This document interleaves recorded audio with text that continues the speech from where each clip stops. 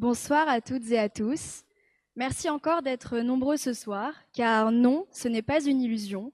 Nous sommes réunis ici pour la seconde édition du concours d'éloquence inter-école. Nous avons eu droit à des demi-finales endiablées, qui ont vu s'affronter 12 candidats de 12 écoles différentes. Certains nous ont fait rêver, quand d'autres nous ont vivement appelés à nous réveiller.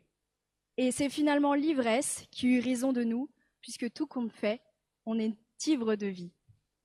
Et ce soir, nos 5 candidats, nos 5 grands orateurs, s'affronteront avec panache. Nous mettrons des étoiles dans les yeux sur un thème, celui de l'illusion.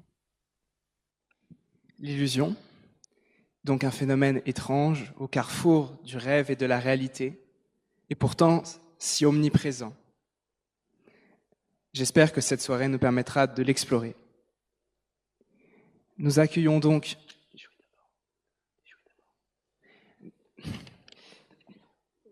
les candidats.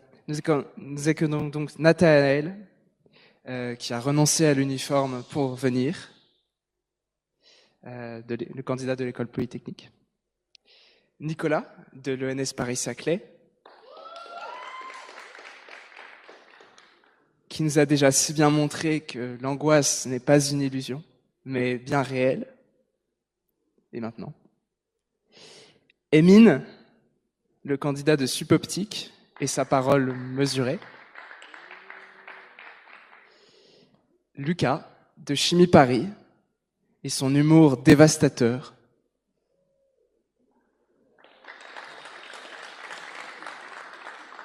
Et enfin Mathis, de Centrale Supélec, avec son sourire charmeur.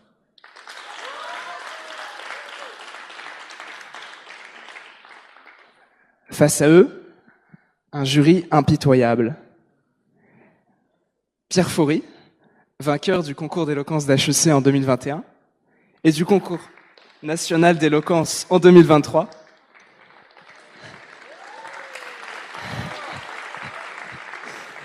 Et maintenant créateur de contenu sur les réseaux sociaux, notamment Instagram et TikTok.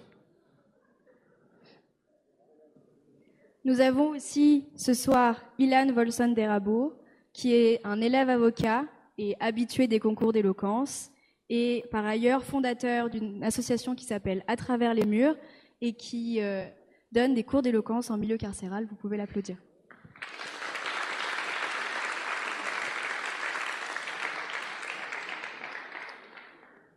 Et enfin Sophie Desdéserts, que nous attendons encore, mais qui va pas tarder à arriver, qui est grand reporter au Nouvel Observateur et à Libération, et notamment connu pour ses grands portraits d'hommes politiques.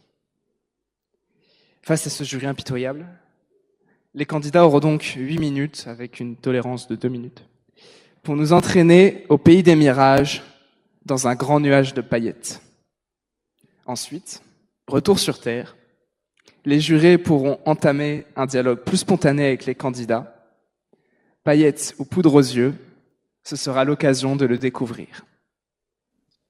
Et avant de passer aux choses sérieuses, de sombrer dans un monde d'illusions et de mirages, nous tenions à remercier Vinci pour soutenir cet événement. Veuillez donc accueillir Nicolas Robert, directeur général de Vinci Énergie.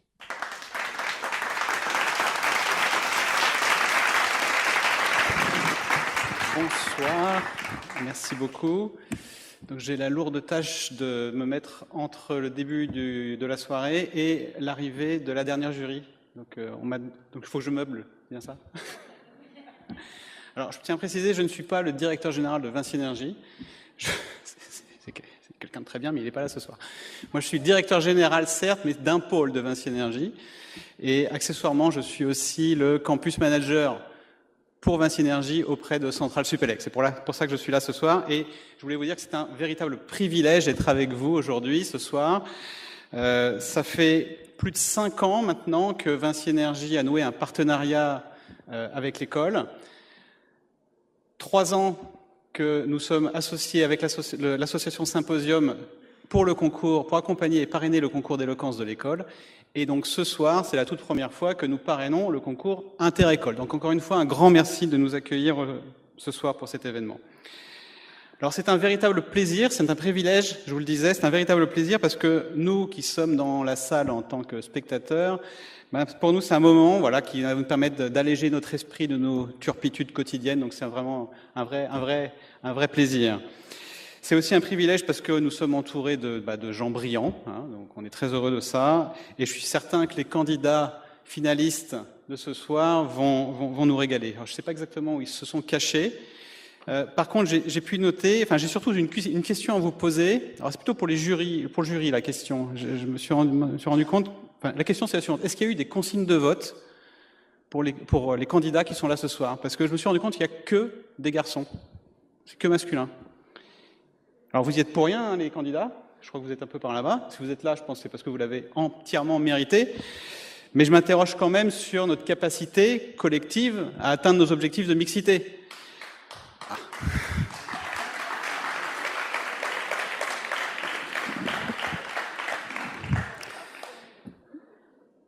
C'est un objectif collectif, c'en est un pour nous, pour Vinci Énergie, et alors, il est déjà pas simple à atteindre, et il est d'autant plus difficile à atteindre si dans les écoles où nous recrutons nos futurs collaborateurs, cet objectif lui-même n'est pas atteint, donc c'est mathématique. Voilà, donc j'espère que ça va s'améliorer pour la prochaine édition. Mais encore une fois, je suis pas là pour donner des consignes de vote. Bon, puisque je parle de Vinci Énergie, j'en profite. Je vais nous présenter un peu rapidement. Voilà, donc Vinci Énergie fait partie du groupe Vinci. Vous voyez le logo là tout en haut. Vinci Énergie, et que Vinci Énergie, c'est déjà quasiment 100 000 personnes, 100 000 collaborateurs dans le monde entier. Et notre groupe est très décentralisé et on valorise énormément l'autonomie, la prise de responsabilité, l'esprit d'entrepreneuriat et le développement de nos réseaux. Voilà. Notre vocation, c'est de construire des infrastructures complexes pour nos clients dans le domaine de l'industrie, de l'énergie, des data, de l'efficacité, de la performance énergétique. Voilà, habituellement on fait ça discrètement, sans faire de pub, sauf ce soir. Alors, je voulais aussi vous dire que je suis très enthousiaste d'être là ce soir, puisque le fait de voir qu'on mette autant l'accent sur l'art oratoire, c'est quelque chose qui est très précieux, me semble-t-il. C'est pour moi, pour nous, bien plus qu'un simple atout. C'est évidemment la capacité de bien s'exprimer, de persuader, de convaincre par la parole. Et sachez que de mon temps, parce que j'ai passé il y a plus de 20 ans un peu de temps sur les bancs de l'école ici, à mon époque, l'expression orale pour les ingénieurs, c'était considéré plutôt comme une science molle face aux mathématiques et à la physique. Et je peux vous dire que pour des ingénieurs tels que vous le serez tous bientôt, c'est vraiment une corde supplémentaire à votre arc qu'il est important de mettre au travail. Donc ça, c'est vraiment extrêmement sérieux. Et chez Vinci Énergie, par exemple, les occasions de prendre la parole en public sont nombreuses pour tous les collaborateurs et en particulier pour les ingénieurs tels que vous le serez bientôt. Vous occuperez tous, ou la plupart d'entre vous, des postes d'encadrement, de management, et donc c'est une nécessité. Donc, pour prendre la parole, pourquoi? Parce que c'est nécessaire pour convaincre, pour expliquer, pour négocier, pour diriger, pour faire adhérer, pour débattre, etc. Et alors c'est un peu comme ce soir, on s'adresse à un public averti souvent, et bien sûr, il y en a certains qui s'appuient sur une béquille, quelques slides PowerPoint pour se rassurer, mais en général, c'est pas très réussi. Voilà. Donc, travailler ça, c'est extrêmement important. Je vous le disais, la fluidité des idées, c'est important. Ça fait partie des choses qui sont attendues des collaborateurs qui nous rejoignent. Les idées qui sont déployées et mises en œuvre, chez nous, ça ne se fait pas de manière directive. Ça se fait à partir du moment où les gens ont compris et sont convaincus. Donc c'est important que nos idées soient énoncées de manière claire et qu'elles aient du sens. Il y a quelqu'un qui a dit il y a quelques siècles, ce que l'on conçoit bien s'énonce clairement, et les mots pour le dire arrivent aisément. C'était Nicolas Boileau, en l'occurrence, et c'est toujours vrai aujourd'hui. Donc soyez intelligibles, investis, montrez le plaisir que vous avez à mettre en commun, à partager, et puis je pense que là, en faisant ça, vous aurez fait une bonne partie du travail. Bon, je ressens également beaucoup d'humilité, comme à chaque fois. C'est aussi une de nos valeurs dans le groupe Vinci Énergie. Pourquoi? Parce que ce qui compte dans notre groupe, c'est que nos projets aient un sens sociétal, humain, et qu'ils ne se fassent pas au détriment et aux dépens d'autrui. Voilà, ça c'est important. Voilà. Donc pour terminer, sauf qu'elle n'est toujours pas arrivée, je vais quand même procéder aux remerciements. avant de laisser la place aux finalistes, je voulais remercier vraiment Florence Rouxel, qui est en charge pour Centrale Supélec des relations avec les entreprises, et c'est elle qui, il y a quelques années, a eu la brillante idée de nous mettre en relation avec l'association Symposium. Donc sans elle, nous ne serions pas là ce soir, et je pense que ça fait partie du succès de cette soirée. Je voulais aussi remercier les membres de l'association, j'en cite quelques-uns, Abel, Thibaut, Vendry, avec qui j'étais en relation pour monter ce partenariat ce soir. Donc encore merci, et bravo pour cette belle organisation. Voilà, donc j'espère que tout cela n'est pas qu'une illusion, que Sophie va arriver. Je vous souhaite une excellente soirée, merci beaucoup.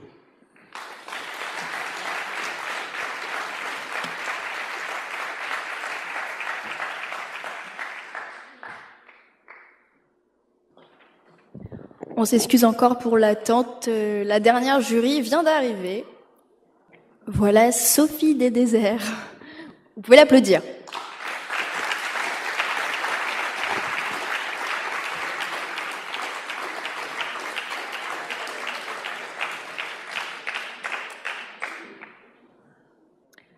Donc, sans plus attendre, un tonnerre d'applaudissements pour notre premier candidat, j'ai nommé Lucas, qui vient tout droit de Chimie Paris et qui discourra sur la citation de Pascal Bruckner « Le bonheur est devenu l'illusion collective sur laquelle vit notre époque ». Bonne chance, Lucas.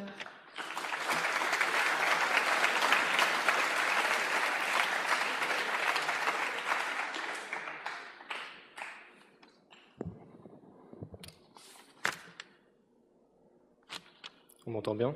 Ouais. Non, pas une personne. Il n'y a personne sur la chaise, c'est bon.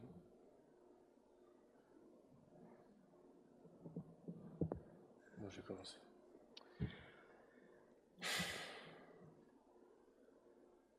Mesdames, Messieurs, chers jurys,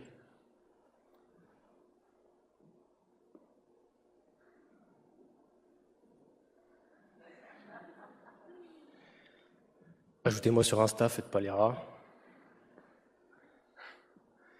Suivez-moi, ça me fera plus d'abonnés. Et puis vous aurez l'occasion de découvrir cette magnifique photo accompagnée d'une citation à la portée philosophique vertigineuse pour masquer mes émotions actuelles. Du style la vitesse importe peu tant qu'on ne s'arrête pas.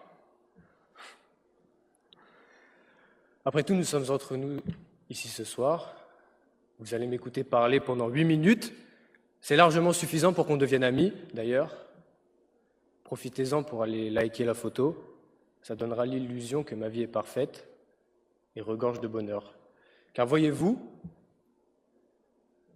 le bonheur est devenu l'illusion collective sur laquelle vit notre époque. Un bonheur de petite taille, un bonheur de nain, un bonheur que l'on ne partage pas, un bonheur orphelin. L'illusion a en quelque sorte jeté dans l'oubli les fondements d'une vie heureuse. Chacun partage ce qu'il souhaite, dans la mesure de ce qu'il veut laisser paraître. Pour certains, ce sont des photos Instagram, pour d'autres, sûrement des photos Facebook.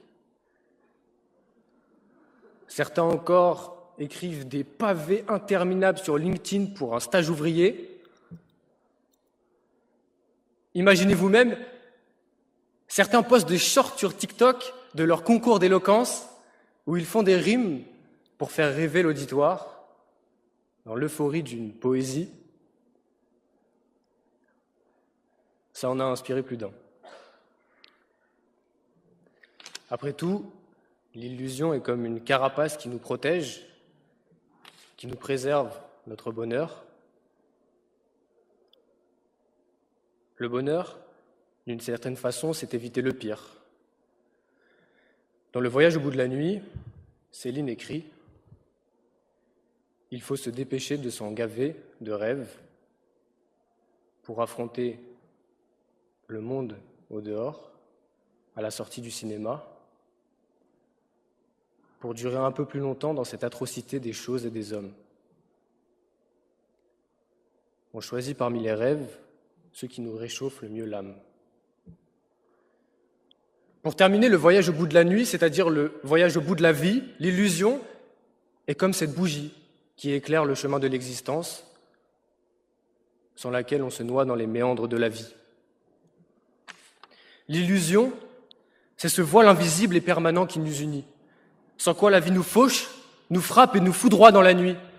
L'illusion, c'est aussi la protection d'un drapeau, la certitude qu'à jamais sont acquis 3 mots. L'illusion qui nous suggère que tout va bien quand la planète brûle, que la guerre bat son plein. L'illusion que nos 2 étoiles nous éclaireront toujours dans ce ciel rempli de bienveillance et d'amour. Mais rassurez-vous, cher public, je ne suis pas venu ici ce soir pour vous conter tous les malheurs du monde.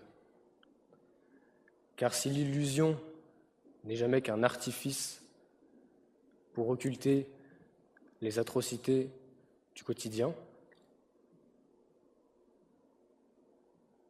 alors toute notion de transcendance, d'élévation, de poésie, assurément nous échappe. Vous l'aurez compris, je pense que l'illusion occulte notre malheur, mais par-dessus tout, elle féconde notre bonheur.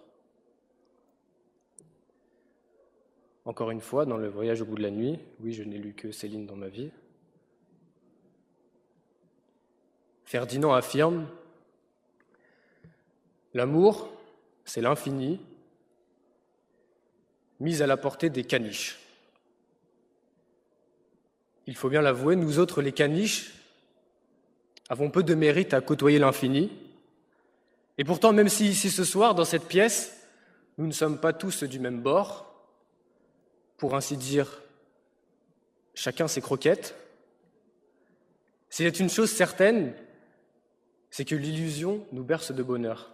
Le jour où nous trouvons l'âme avec laquelle terminer ce voyage, la chanson qui nous bercera toute notre vie.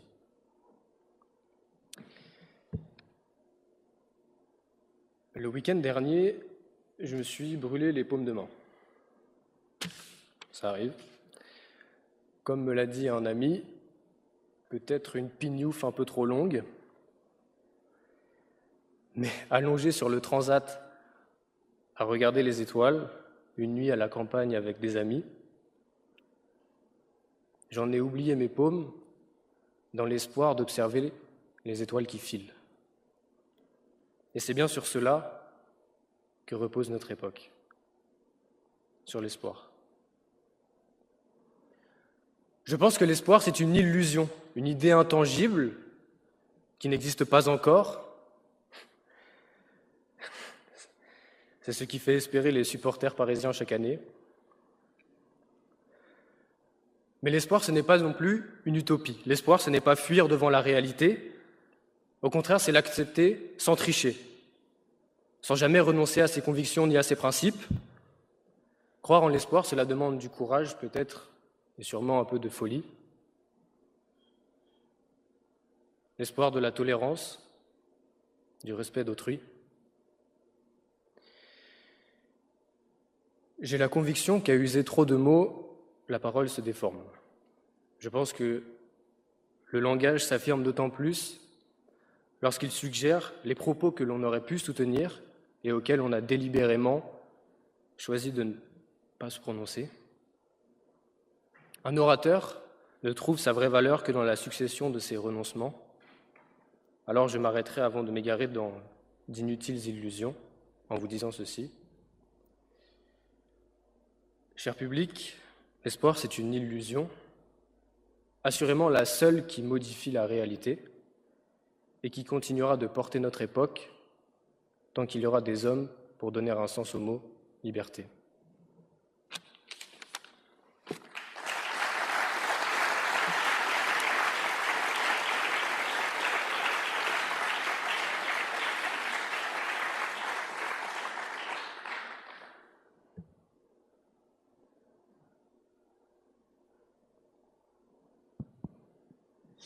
Merci, monsieur, pour votre discours. Qu'est-ce qui, dans la vie, vous rend le plus heureux ?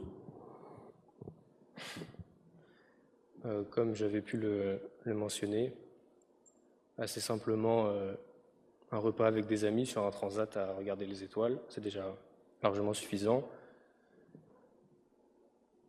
Et puis peut-être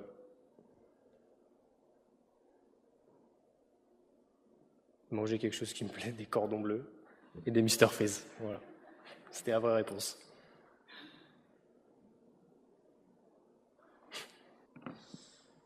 Merci beaucoup, Lucas.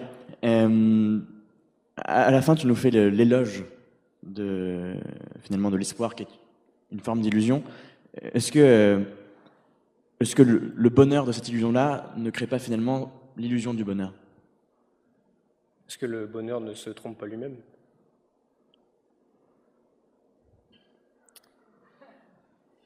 Je pense que ça vaudrait peut-être un deuxième discours. Je pense que ça dépend de la philosophie qu'on adopte. Si l'on en veut toujours plus, on finira par se tromper fatalement. Mais si l'on adopte une philosophie plus épicuriste, les cordons bleus et le Mr Freeze, je pense qu'on ne se trompera pas au bout du chemin.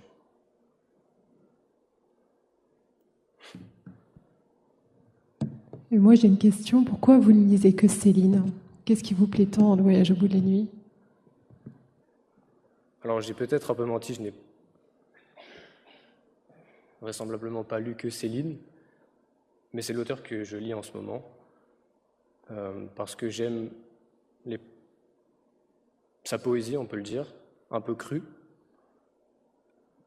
sale, mais qui reflète la vie de la quasi-totalité de la population, auquel ici on ne fait pas forcément partie. Et je pense que c'est en cela qu'on peut rester épicuriste et ne pas se tromper nous-mêmes dans le bonheur, en lisant des livres qui remettent les pieds un peu sur terre. Voilà.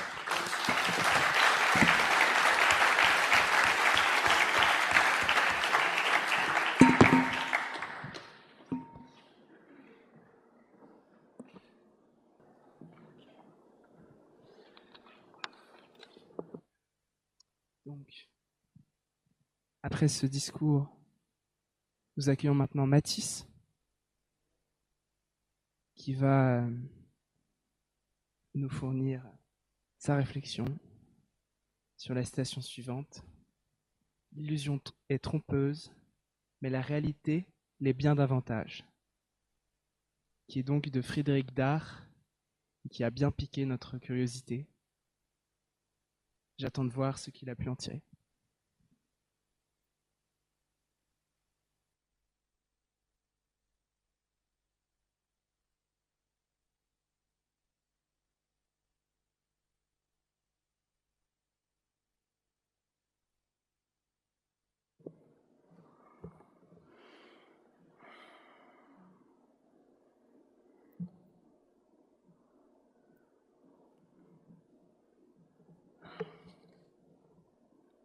Estimés membres du jury, cher public, je vous préviens, si les illusions sont trompeuses, ce discours l'est davantage.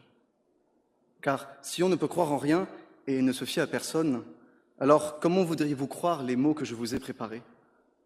Lorsque la distinction entre l'illusion et le réel se trouble, si le monde désigné n'est plus circonscrit à l'imaginaire, si finalement la réalité elle-même semble trompeuse, alors où placer notre confiance? En tout cas, on ne peut pas placer notre confiance en ces magiciens des mots. Ces femmes et ces hommes qui jonglent avec les verbes, les formules et les sophismes, conjuguant au passé pour pourtant parler d'avenir, discourant toujours plus pour toujours moins agir, médisant sur ceux qui ne pensent comme eux, mais disant toujours ce qui, ils le promettent, nous sauvera dans 10 ans.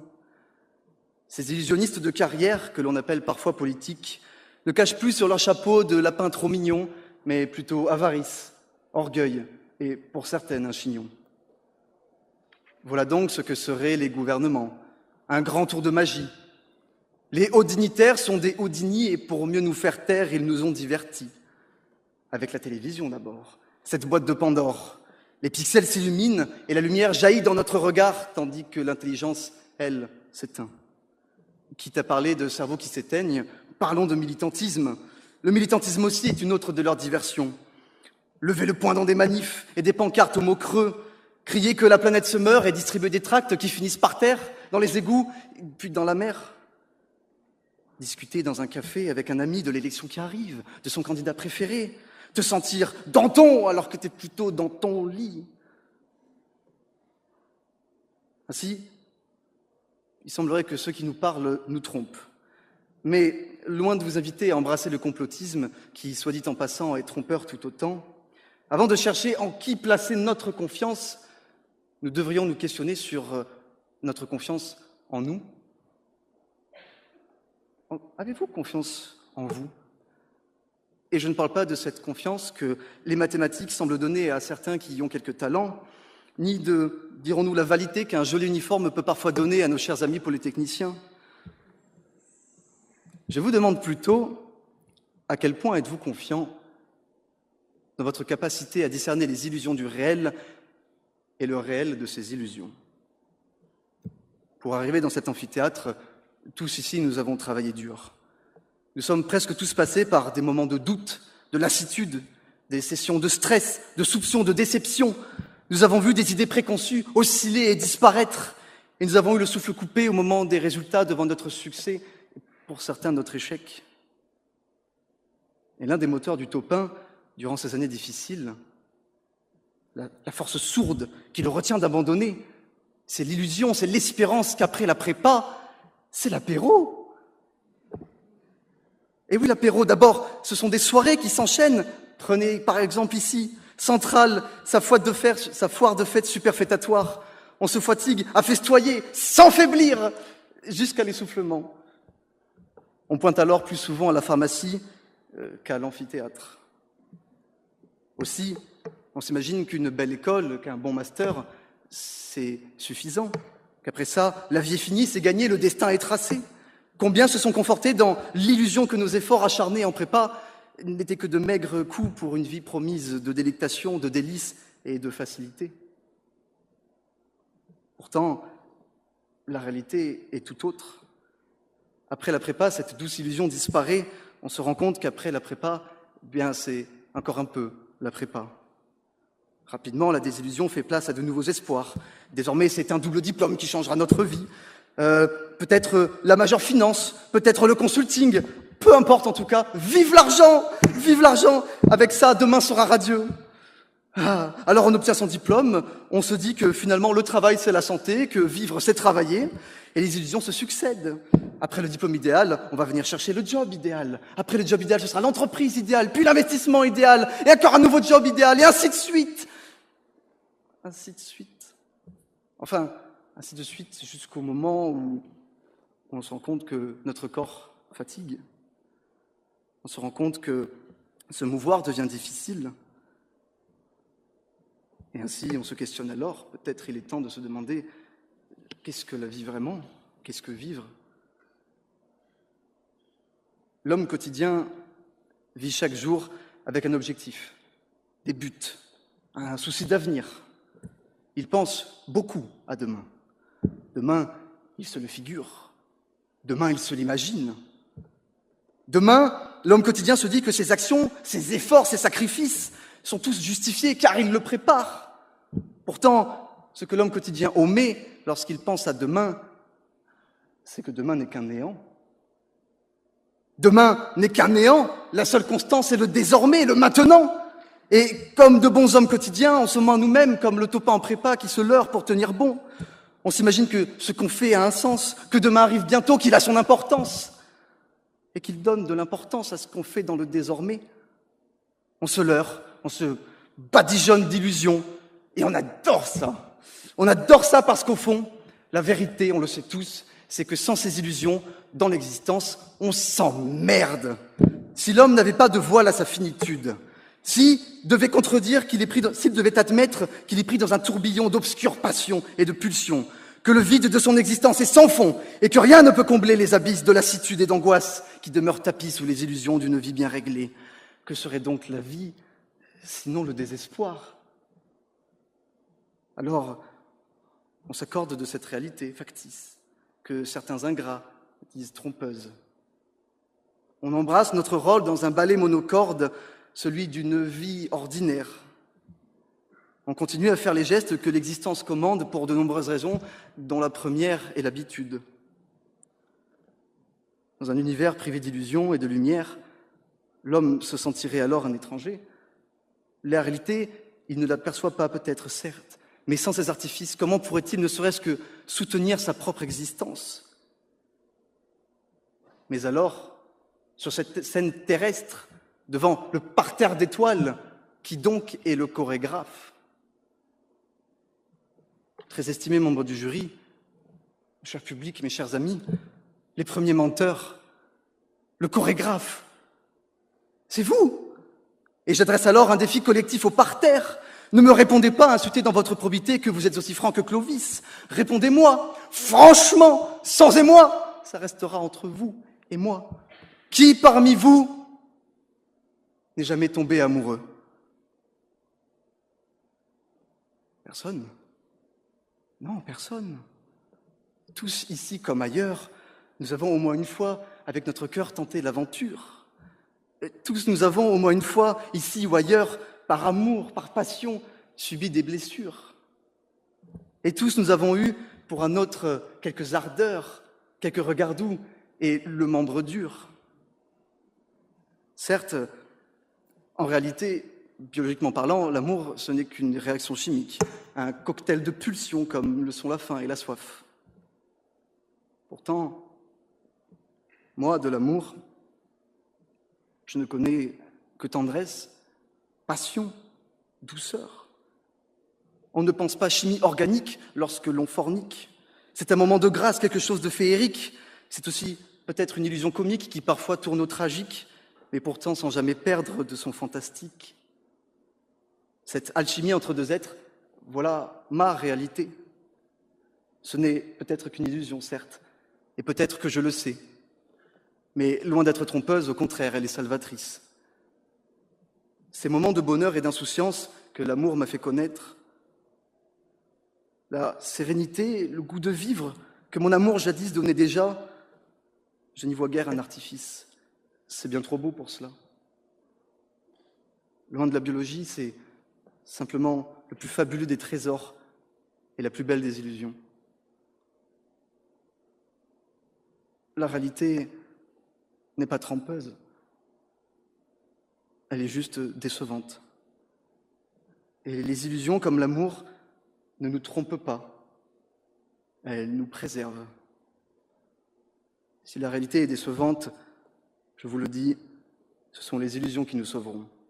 Alors, ne soyez pas ingrats, embrassez votre ignorance et espérez que jamais on ne retire de votre visage le doux bandeau des illusions.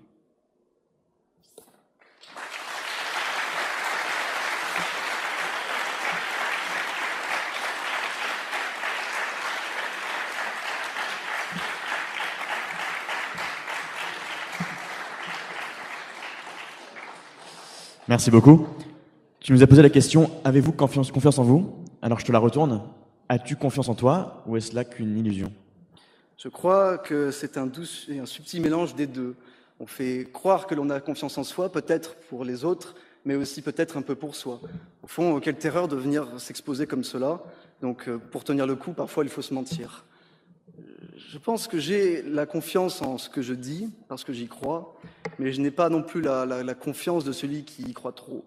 Je le questionne, je le critique, je le crains un peu, le regard de l'autre. Et donc voilà, c'est un mélange un peu de j'ai peur et j'y crois.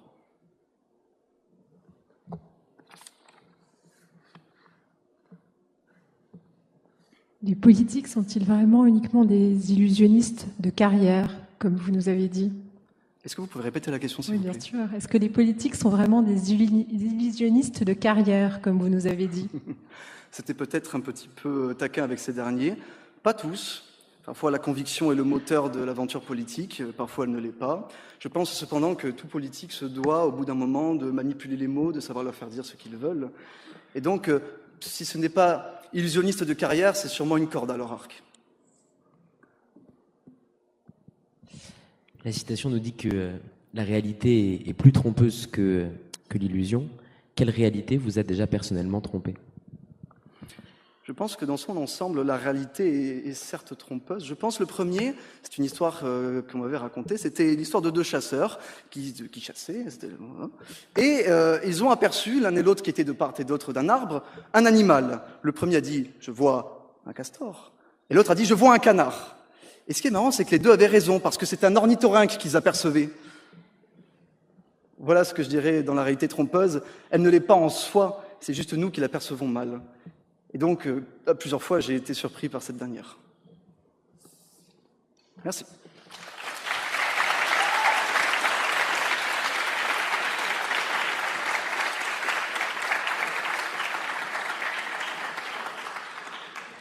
Encore un grand merci, Mathis, pour ton discours poignant. Veuillez maintenant accueillir Émine, candidat pour Supoptique, qui nous dévoilera son avis sur la citation suivante. « La vie est une rose, donc chaque pétale est une illusion et chaque épine une réalité. »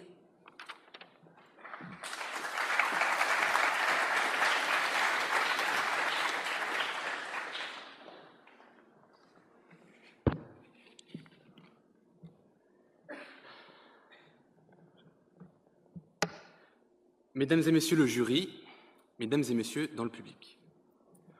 Aujourd'hui, je n'ai pas réellement pour objectif de vous persuader de quelque chose. J'ai plutôt envie de vous faire réfléchir à quelque chose qui, pour moi, me perturbe depuis des années. Et cette citation est la parfaite occasion, pour moi, de pouvoir vous faire réfléchir là-dessus.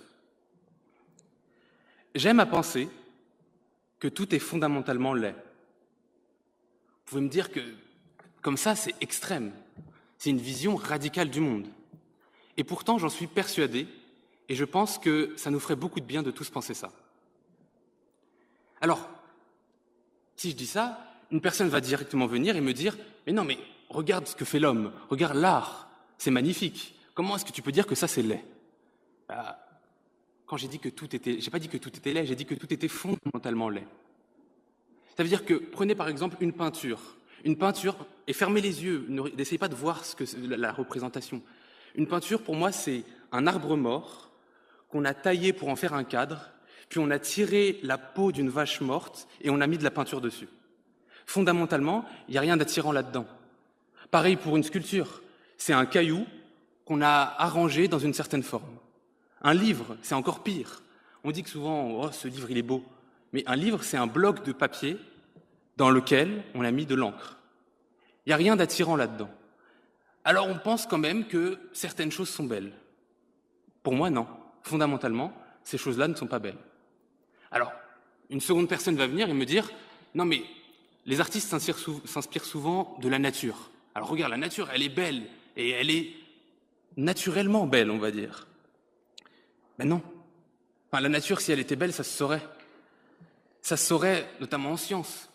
La beauté, ça n'a aucun intérêt pour la nature, c'est complètement inutile. C'est la chose la plus futile qui existe, la beauté. Et pourtant, on la cultive. Un paon, il n'est pas beau pour se plaire à lui, ou pour plaire à nous, ou pour plaire aux autres animaux. Non, il est beau pour plaire à la femelle et ainsi se reproduire. Son seul objectif, c'est de se reproduire et pas d'être beau. La beauté, dans la nature, ça n'existe pas. Et pourtant, l'homme va baser quasiment l'entièreté de sa vie sur ça. La beauté, c'est quelque chose qui va nous obstiner, sur laquelle on va baser notre vie, alors que, aussi, c'est tout à fait relatif. La beauté, on sait tout à fait que ça dépend de chaque personne, ça on le sait bien. Mais ça dépend aussi de soi-même au cours du temps. Ceux qui écoutent de la musique classique ou du jazz, on sait tous que ce genre de choses, c'est des choses qu'on doit apprendre à aimer. Le simple fait qu'on doit apprendre à aimer quelque chose, ça prouve que la beauté n'existe pas. Prenons par exemple une pièce de Chopin. Quand j'étais petit, je la trouvais ennuyante. Et quand j'ai vieilli, je l'ai trouvée magnifique. Mais la pièce n'a pas changé entre-temps. Donc elle n'est pas devenue plus belle, alors que moi, je la trouvais laide avant, et ensuite je la trouve belle. Non, ça veut dire que tout est fondamentalement laid, même les choses qu'on trouve beaux. Mais ça veut dire aussi que c'est l'homme qui crée cette beauté. La beauté, c'est purement une illusion. La beauté, c'est même l'illusion en soi. Alors, une troisième personne va venir et me dire « Non, mais moi, avec mes amis, on se met tous d'accord pour dire quand même que ce tableau, il est quand même assez joli. Et si on arrive à faire un consensus pour dire que quelque chose est beau, ça veut dire que c'est beau. Mais rappelons-nous que nous sommes Européens quand même. Rappelons-nous que nous avons dominé le monde et que le beau européen, nous en avons fait un beau universel. Mais c'est purement égoïste.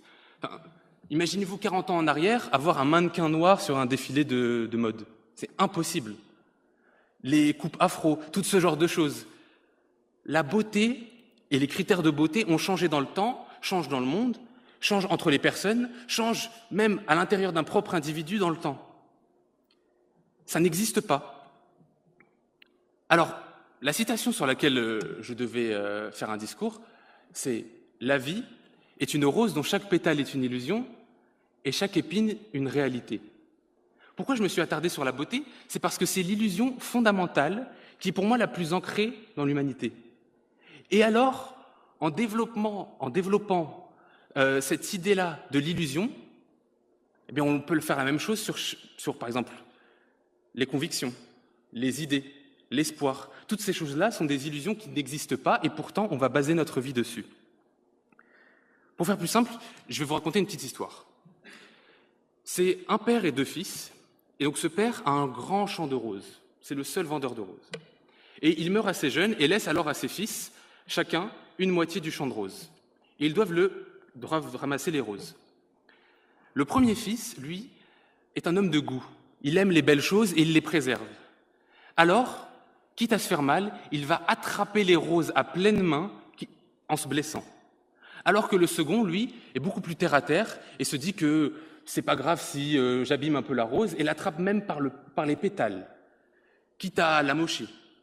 À la fin, au bout de mois de récolte, le premier meurt d'hémorragie, parce qu'il a ramassé trop de roses. Et il meurt dans un bain de roses comme un spectacle macabre. Alors c'est très beau, mais il est mort. Alors que le second, lui, est bien en vie, même s'il touche moins à la beauté que l'autre. Être terre à terre, c'est important.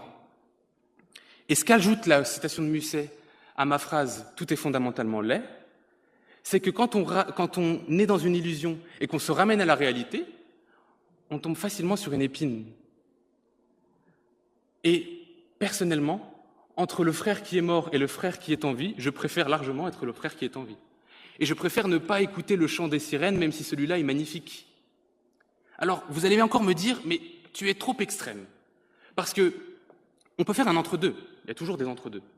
Pourquoi est-ce qu'il n'y aurait pas un troisième frère qui, lui, va couper les épines et ramasser la rose, donc il va conserver la rose et ne pas se blesser? C'est la même chose, par exemple, avec Ulysse, qui, lui, voulait écouter le chant des sirènes et donc a demandé à son équipage de l'attacher au mât et à eux de se boucher les oreilles. Comme ça, il a pu profiter de ce magnifique chant, de cette magnifique illusion, sans se blesser.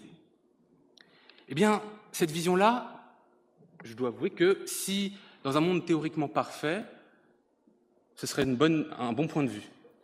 Cependant, ce sur quoi je voulais vous faire réfléchir aujourd'hui, ce n'est pas l'illusion, ce n'est pas la beauté, c'est à quel point notre monde est extrême et à quel point l'extrémisme en retour peut être une manière de le compenser. Tout est fondamentalement laid, oui, c'est extrême. Cependant, regardez les choses plus en face.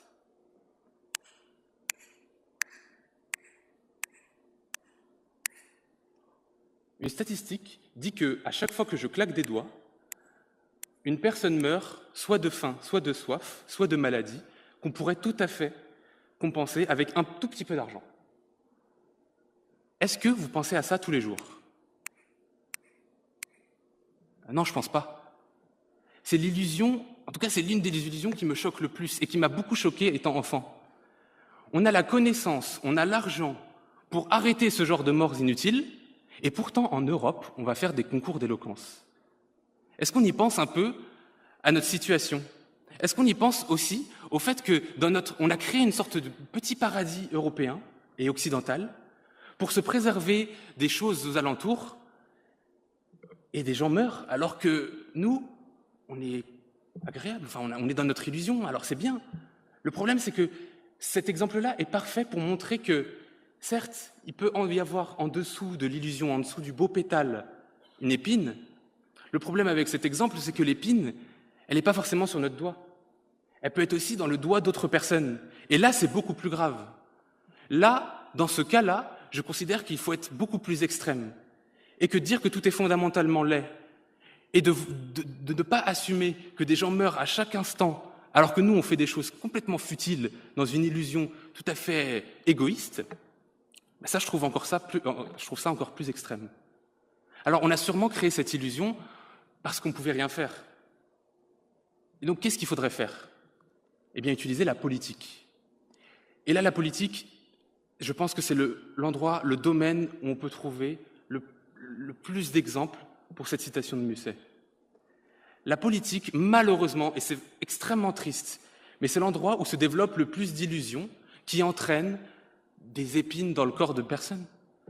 Par exemple, Dreyfus, on va accuser un juif parce qu'il est juif, tout ça pour, en tout cas, régler le problème et ne pas voir la situation telle qu'elle l'est vraiment. Mais comment pouvons-nous dire que je suis extrême lorsqu'on a créé des illusions qui ont mené à l'extermination de millions de personnes? Des génocides et des illusions. Ici, la balance n'est pas juste entre dire « tout est fondamentalement laid » et dire « et tuer des millions de personnes », j'ai vite choisi mon camp. Le problème, c'est que on peut se dire que oui, ça n'est arrivé qu'une fois, ça ne se refera plus. Mais n'oubliez pas ce qui se passe actuellement aussi. On dit souvent que la démocratie est la mère des dictatures. Eh bien, je pense que l'illusion est sa marraine. Aujourd'hui, dans de nombreux pays et partout à travers le monde, il y a des illusions qui se propagent. Par exemple, en Amérique du Sud, Jair Bolsonaro, ouvertement anti-climato-sceptique, et cette épine-là, l'épine du climato-scepticisme, va retomber sur ses petits-enfants. En France, en Europe et aux États-Unis, la peur de l'immigration mexicaine ou africaine. Et là, on va créer des problèmes qui vont ne pas forcément mettre des petites épines, mais cette fois-ci, on va aller dans un extrême où les épines vont se transformer en chambre à gaz. Et là, je pense qu'il faut avoir peur et que l'illusion est l'une des choses les plus dangereuses et que vous devez tous en avoir conscience. Je ne vous demande pas d'abandonner la beauté, je ne vous demande pas d'abandonner vos convictions, vos idées, je vous demande toujours de vous ramener à la réalité et de penser aux choses simples. Et alors là, peut-être, je pourrais arrêter d'être extrême.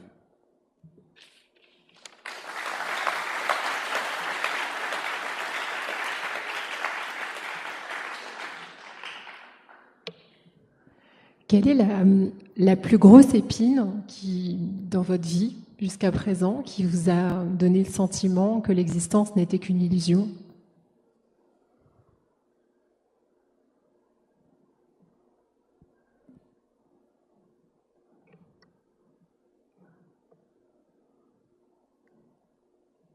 Je pense que dans ma vie, je n'ai vécu qu'une seule mort.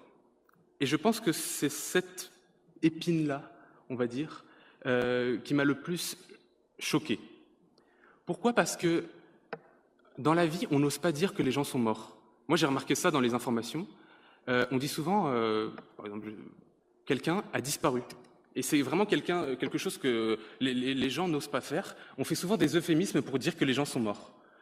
Et donc, quand ça arrive réellement, quand on sort de l'illusion du fait que oui, il est mort, enfin, il a simplement disparu, oui, il est malade, mais t'inquiète, tout va bien se passer, et on tombe dans des choses qui sont terribles, parce que la mort, quand c'est bien abordé, ça peut être libérateur.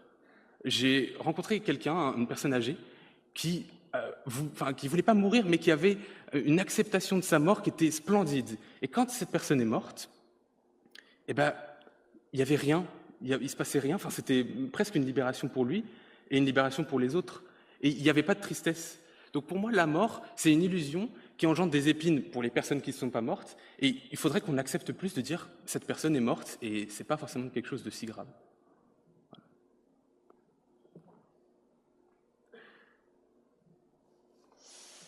Merci, Émine. Émine, tu es étudiant à Supoptique. Oui, c'est ça. Est-ce que tu n'es pas toi-même une illusion d'optique, finalement ?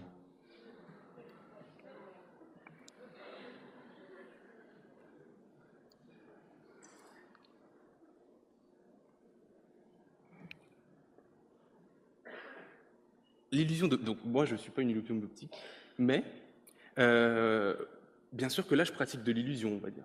Là, je vous fais une illusion, pas forcément d'optique, parce que c'est pas physique, mais je vous fais une illusion de persuasion. En fait, c'est un peu ironique quand même de faire un sujet sur l'illusion, alors que l'éloquence quand même base beaucoup de ses procédés sur l'illusion. En ce qui concerne de l'illusion d'optique plus particulièrement, de ce dont vous avez parlé, ce phénomène-là qui consiste à voir des choses qui ne sont pas réelles, mais parce qu'on a un certain phénomène dans l'œil, va nous amener à tromper notre cerveau, ça montre quelque chose d'autre, ça montre l'illusion des sens. Et ça, c'est quelque chose dont je n'ai pas parlé, parce que j'ai beaucoup parlé de ressentiment, mais je n'ai pas parlé de sens. Et pour moi, les sens sont trompeurs. Les sens peuvent nous mener à des mauvaises choses. Hein. C'est toute la réflexion qu'avait fait Descartes sur qu'est-ce qui est vrai et qu'est-ce qui ne l'est pas. Mais pour moi, l'illusion d'optique, l'illusion que peut-être que ce que je vois, c'est pas réellement ça, c'est pas si dangereux dans la réalité. Enfin, dans la réalité, on se ressaisit un peu et on se rend compte des choses. Les illusions les plus dangereuses, c'est les illusions où on ne se rend pas compte de la chose et on ne peut même pas l'expliquer. Donc les illusions plutôt d'idées, je vais dire. Voilà. Outre ce discours, comment luttez-vous concrètement contre la propagation des illusions ? Comment je lutte, c'est ça ?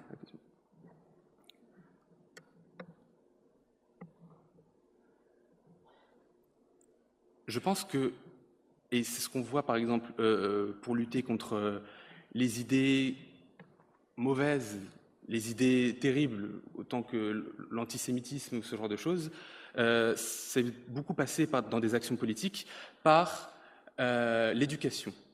Et pour moi, la meilleure manière de lutter contre les illusions, c'est l'éducation.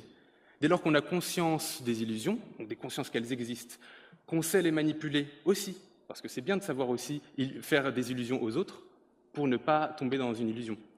Et aussi, surtout, avoir la compassion et la compréhension du monde de telle sorte à ce qu'on ne croit pas n'importe quoi et que, surtout, on sache remettre en question à chaque instant les choses autour de nous.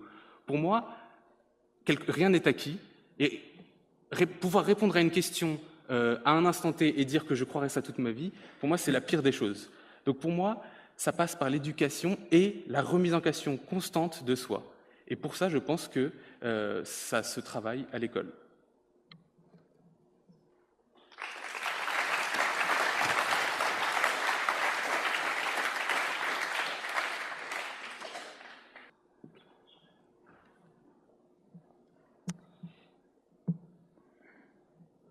Nous accueillons donc maintenant Nicolas, le candidat de l'ENS Saclay, qui va donc nous parler d'Alphonse Allais et de sa citation. Un homme qui sait se rendre heureux avec une simple illusion est infiniment plus malin que celui qui se désespère avec la réalité. Bonne écoute.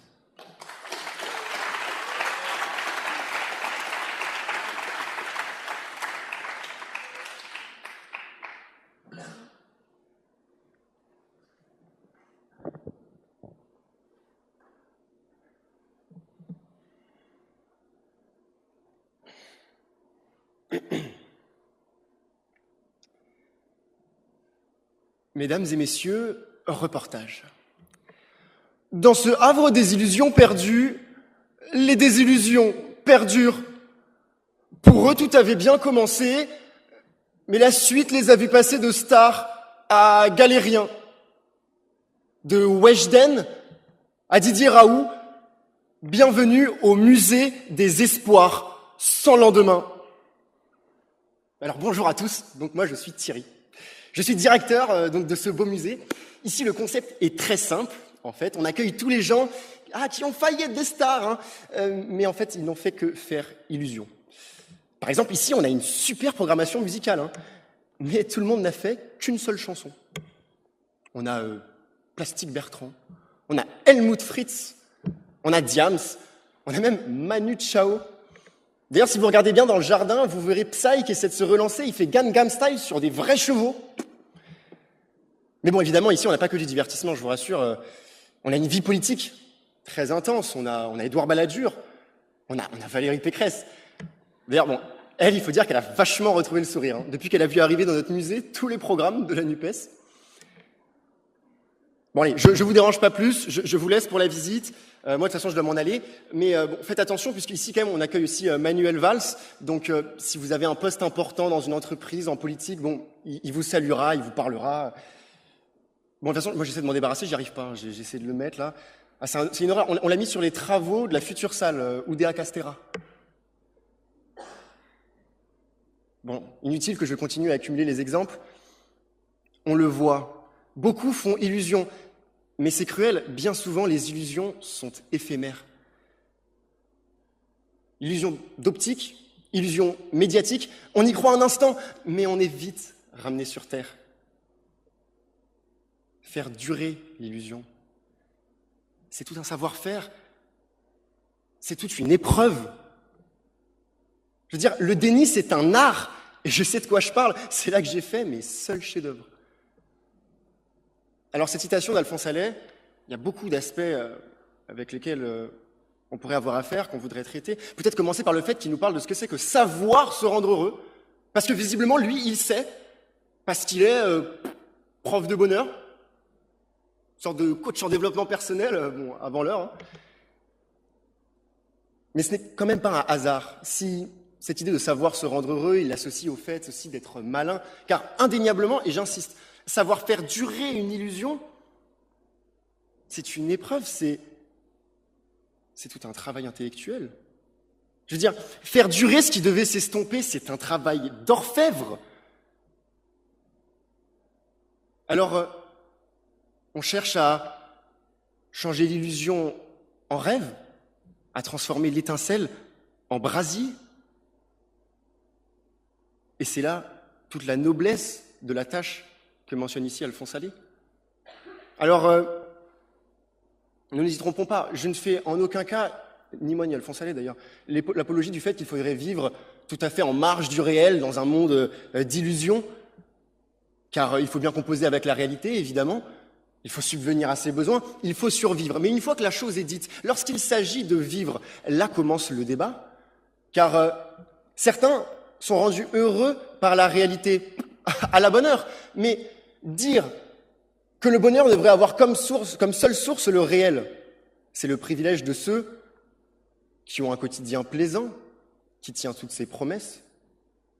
Est-ce un hasard si on retrouve parmi les addicts au jeu d'argent une telle surreprésentation des milieux modestes? Parce que oui, on a parfois besoin d'illusions. Alors, on l'a déjà entendu plein de fois, ils s'adonnent au jeu jour et nuit. Ils viennent raconter des histoires à dormir debout pour justifier qu'ils n'aient plus un rond. Mais oui, mais quand le quotidien n'offre que des insomnies, on est plus en proie à se laisser bercer d'illusions. Alors, finalement, ne nous y trompons pas.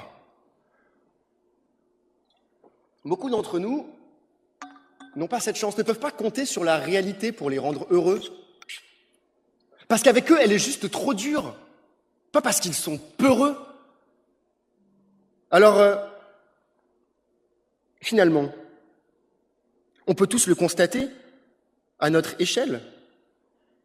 Même les plus grands fans de notre adulé Laurent Delahousse n'ont jamais été rendus extatiques par les nouvelles qu'il apporte à chaque JT. Alors, réchauffement climatique, explosion démographique, et si c'était nous, la vraie génération désenchantée? Alors nécessairement, quand on voit les difficultés que nous offre ce réel et la tournure qu'il prend, on a besoin parfois de s'élever au-dessus de celui-ci, à défaut d'avoir des solutions. Dans notre instinct de survie, il est inscrit une véritable fascination pour l'illusion. Par exemple, concernant les illusions d'optique, pourquoi continuez-vous à vous faire avoir en boucle, peu importe l'âge? Pourquoi votre cerveau persiste-t-il à voir de l'eau là où il n'y a que des mirages? Parce que la vie sans fiction ne serait qu'un sinueux trajet dans le bus 9106. Ce serait comme rédiger un long pavé sur un Nokia 3310. Parce que la vie a ceci de particulier, que ce qu'elle offre de plus unique, c'est précisément ce qui permet de s'en échapper. Vos plus belles expériences, à vous comme moi, ne sont-elles pas précisément celles qui vous ont fait dire « Tu m'as fait voyager, j'ai oublié ce qui était dans les parages. J'étais ailleurs, aux anges ou sur un nuage. » Donc, en creux, l'éloge que nous propose ici Alphonse Allais, parce que c'est un éloge de l'illusion, il me semble que c'est aussi et avant tout un éloge de l'art, de ce monde d'illusion que l'on invente, où chaque chose fait sens et bâtit un ordre harmonieux. Le cinéma, tout film est une illusion, tout est faux dans un film, mais on en redemande. Le phénomène est quand même dingue. C'est-à-dire qu'à chaque fois, on vous met dans une salle, on vous projette des images, on vous prévient que c'est des acteurs qui jouent des rôles, vous voyez l'histoire, vous y croyez.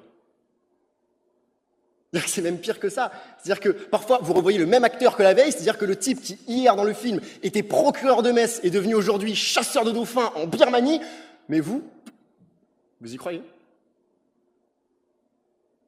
Et plus précisément, vous savez qu'il n'y a que l'illusion, mais vous faites le choix d'y croire et de vous laisser bercer.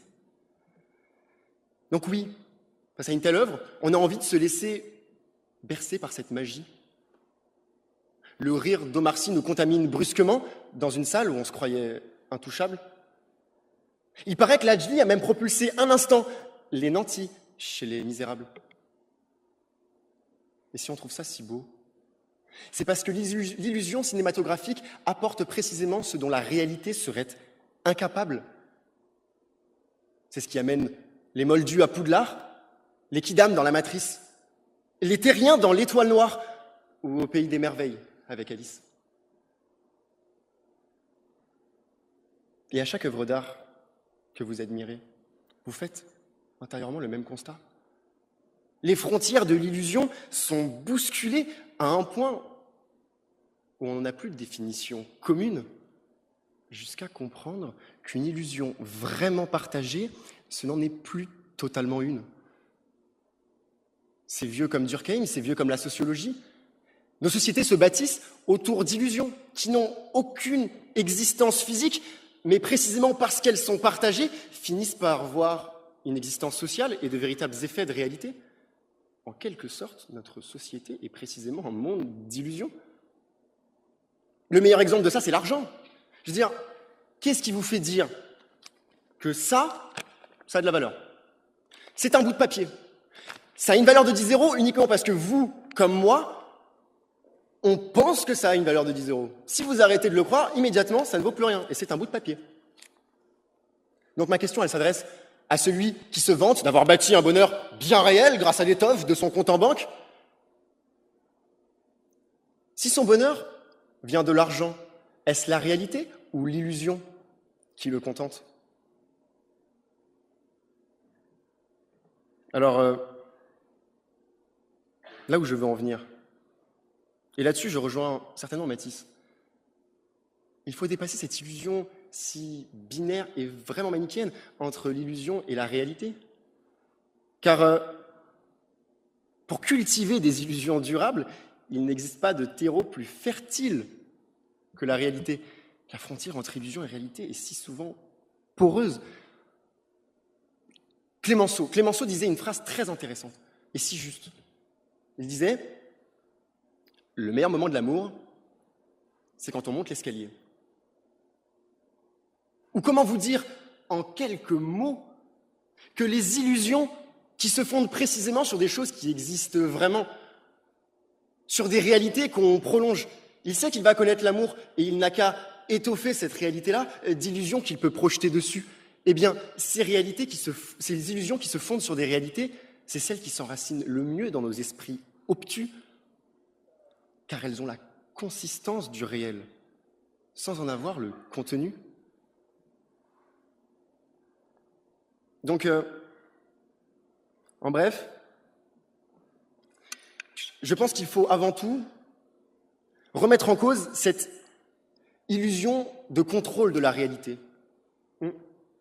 La plupart des choses qui surviennent dans nos environs sont indépendantes de notre volonté. Et c'est bien parce que nous ne sommes que des gouttes d'eau dans l'océan que, grosso modo, nous ne faisons que nous laisser guider par le courant. Alors, c'est bien pour ça que je suis convaincu du fait que croire que c'est la réalité qui nous a rendus heureux, grâce à la manière dont on a composé avec les événements, dont on a réussi à s'en sortir, c'est probablement là la plus grande illusion. Parce que dans cette réalité, les raisons d'angoisser défilent. Même ceux qui ne peuvent pas en regarder n'ont pas d'autre choix que de se faire des films.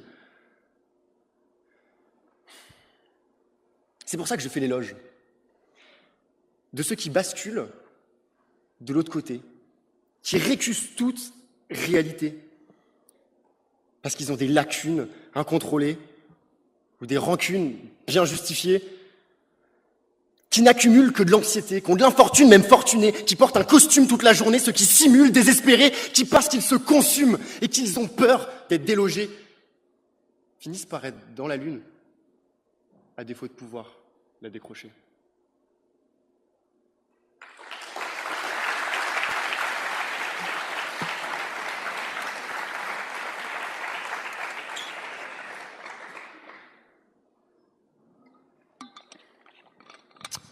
Avec quelle illusion vous rendez-vous heureux? Avec quelle illusion je me rends heureux? Il y en a tellement. Je m'interrogerais presque à l'inverse sur ce qu'il y a de réel dans ce qui me rend heureux. Si jamais je n'avais pas peur que précisément cette interrogation me mène à me rendre compte que je ne me rends heureux essentiellement que d'illusions.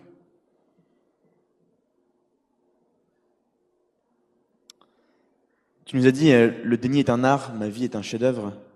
De quoi es-tu dans le déni? J'ai l'embarras du choix. Je pense qu'il y a quand même quelque chose qui nous a tous toujours frappés dans l'existence humaine, un moment ou un autre. Après, on essaie de le dépasser. C'est que l'existence, c'est avant tout un déni de la mort, de ce qui va un jour mettre fin à tout ça. Je vous souhaite à toutes et tous de ne jamais avoir, du moins de ne pas avoir trop souvent à l'esprit cette chose-là. Donc ça me paraît être le déni le plus évident, hein, c'est une tarte à la crème, mais c'est le déni qui me viendrait en premier à l'esprit. Après, je pense que voilà, il y a un nombre de questions qu'on cherche précisément à ne pas se poser, dur d'ici toutes les énumérer. Mais en tout cas, je suis dans le déni de précisément ce qui pourrait à un moment ou à un autre m'amener à me rendre compte que la réalité est essentiellement bâtie d'illusions.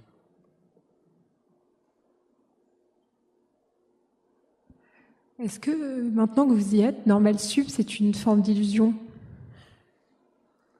Est-ce qu'on est une imposture? C'est ça la question. Non, imposture, une illusion. Non, après, oui, enfin si... C'est-à-dire que ça dépend comment on aborde le problème, forcément. Non, mais ce qui est intéressant dans tout ça, c'est typiquement, c'est voilà, Normal Sup, c'est voilà, le nom il est magnifique, il est super, il y a plein de choses formidables dans cette école. Mais il faut pas perdre de l'esprit que, à la plus grande échelle de ce que c'est que le monde des études supérieures, Bourdieu a théorisé un concept qui s'appelle la magie sociale. Je sais que beaucoup de mes camarades de prépa avaient toutes des théories sur ce sujet, qui consiste à dire que la plus grande preuve, par exemple, d'illusion que va créer la société, on peut par exemple la trouver dans ce système de concours, qui fait que entre le premier recalé et le dernier admis, et j'étais pas loin d'être le dernier admis, il y a une différence qui est inexistante, en fait. Et pourtant, par cette magie sociale, par cette illusion que va construire ce système des concours, parce que précisément on l'encense et on le reproduit de génération en génération, par cette magie sociale, on va créer une illusion qui fait que la différence va paraître abyssale. Donc, en ce sens-là, oui, évidemment, Normal Sup, comme beaucoup d'écoles, peuvent paraître être une illusion, dans le sens où ça crée une différence entre un monde de ceux qui y sont, de ceux qui n'y sont pas, alors même que la différence est si profondément artificielle.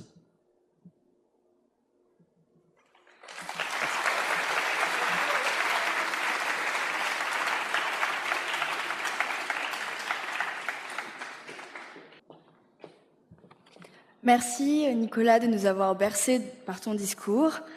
Et nous voilà déjà à notre dernier candidat, Nathanaël.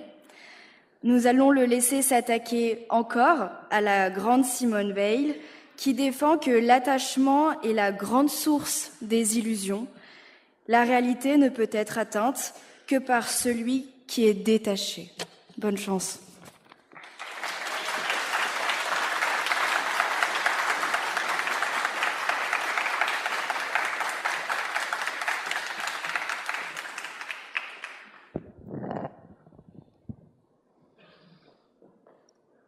Pour tout vous dire, je suis très vexé. Pendant 1 an, j'ai étudié avec passion un livre de Simone Veil. Je me suis plongé dans sa pensée, complexe, dense, gratifiante. Il y a 2 semaines, à nouveau, j'étais confronté à une merveille de philosophie en une phrase condensée. J'avais l'impression que, quelque part, Simone et moi, on s'était rapprochés, que quelque chose s'était créé. Je me sentais, à Simone, attaché. Et voilà que, bam, tout d'un coup, Simone me déclare « L'attachement est la plus grande source des illusions ». Ben non, Simone, c'est compliqué quand même. Moi, ça fait du temps là que j'investis dans notre relation platonique, à distance, mais j'y tiens. Et voici que tu me dis, sévère, intransigeante, que tout cela est une illusion, que ce que j'ai investi m'a éloigné de la réalité, que croyant me rapprocher d'une projection, je ne faisais que m'enfermer, plus encore, dans l'illusion. Alors, faut-il pour autant renoncer aux attachements? J'ai toujours, peut-être est-ce une part de naïveté, toujours eu beaucoup de foi dans les attachements. L'attachement, c'est le jouet que l'enfant retrouve le soir avec plaisir. L'attachement, c'est le chien qui, sautant dans les bras de son maître, arrache un sourire. L'attachement, c'est dans les moments de doute et de douleur, un ami qui déclenche un fou rire. Et Simone me dit de renoncer à tout cela?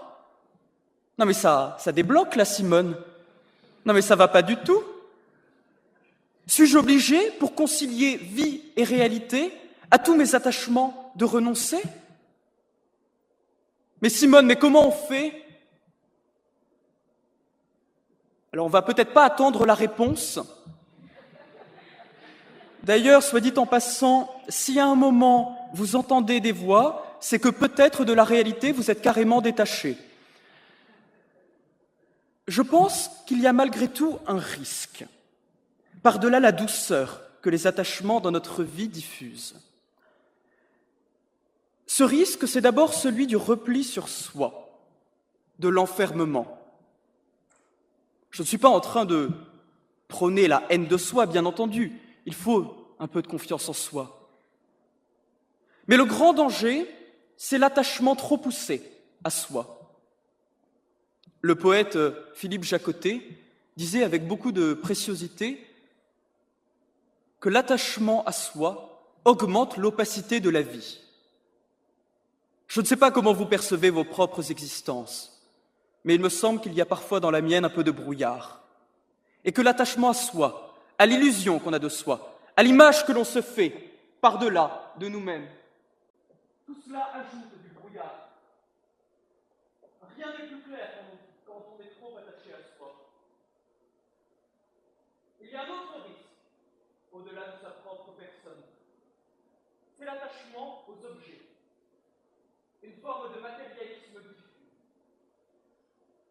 Jacques Séguéla a eu cette phrase malheureuse que si on n'a pas une Rolex à 50 ans, on a raté sa vie.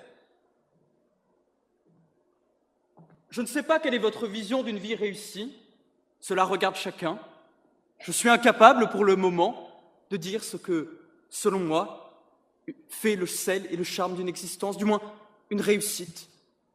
Mais mettre tous ces espoirs, tous ces attachements à une montre de marque pour déterminer le critère et la valeur entière d'une existence, n'est-on pas là dans l'illusion la plus fondamentale, dans l'attachement, la crispation presque à la Rolex? N'y a-t-il pas une perte totale de réalité? Et de façon très sociologique, Enfin, vous croisez les gens dans la rue, vous leur demandez « Est-ce que la vie réussie, c'est la Rolex ?» Mais il faut que Jacques Séguéla se promène un peu dans les rues. Et par-delà l'exemple clivant de la Rolex, nous avons tous nos objets, nos doudous en quelque sorte, ce qui nous fait du bien, ce qui nous rassure, nous conforte. Bien sûr, ces objets sont importants. Je ne suis pas en train de vous dire d'épouser la vie d'un ascète dans le désert, même si c'est sympa. Non. Nos objets ne doivent pas nous détourner de la réalité. Vous voyez, c'est Proust qui, dans Le Temps retrouvé, affirmait « L'attachement à un objet amène toujours la mort du possesseur. » Quand vous déléguez une part de votre vie à un objet, cette part, vous la perdez. C'est la possession qui flétrit tout. Tout s'abîme, tout s'efface. L'attachement à l'objet, c'est l'illusion de penser que vous pouvez déléguer le flux de votre vitalité dans une sorte de mini-cercueil par vos soins achetés. C'est effrayant. Alors oui, les attachements nous rassurent. Parfois, on s'égare, on vacille, cela fait du bien de faire une pause, s'arrêter, s'attacher. On est un peu en train de naviguer, en fait. Ulysse, quand il quitte Troie, a besoin d'attache. Il a besoin de s'arrêter. Il ne peut pas tout de suite rentrer à Ithaque. Même si Ithaque, à la fin, c'est la tâche fondamentale. C'est ce qui, pendant les 20 ans, le fait tenir. Seulement voilà, Ithaque, c'est aussi une illusion. Ithaque, c'est un pari un peu fou, mais selon Homère, réussi. Ithaque, c'est le pari que Pénélope l'attend. Comment Ulysse peut-il en être sûr? Alors l'illusion est belle, douce, amoureuse, courageuse même. Mais n'y a-t-il pas une perte de contact avec la réalité dans l'épopée d'Ulysse? Alors, nos vies ne peuvent pas parfaitement se concilier avec la réalité. Comment d'ailleurs pouvons-nous la saisir? La majuscule que Simone met dans la phrase effraie même. Bien sûr qu'une part d'illusion, toujours, vient s'insérer. De même que, sur le fleuve, tout le temps, nous avons besoin de nous arrêter. Seulement, n'oublions pas le rôle que, dans tout cela, le temps vient jouer. Car on est toujours attaché à son présent, même si l'on fantasme le passé et qu'on rêve du futur. Dans ce présent, où nous sommes, par les lois, arrimés, il faut parfois savoir avancer. Le risque de trop s'attacher, c'est de refuser la continuité du flux. C'est Héraclite qui disait « On ne se baigne jamais 2 fois dans le même fleuve. Tout passe. » Alors, dans l'univers où l'éphémère règne en maître, où tout devient poussière, sur l'océan où nous nous sommes retrouvés, déposés par nos pères et mères, que reste-t-il? Peut-être le précepte héraclitien nous encourage-t-il, nous autres, pauvres terriens, à choisir de tisser dans la réalité nos liens, pas nos attaches, nos liens, plus libres, moins denses, moins opaques, plus humains, à chercher donc dans la réalité nos liens, pour en quelque façon habiter le monde en bien. Je vous remercie.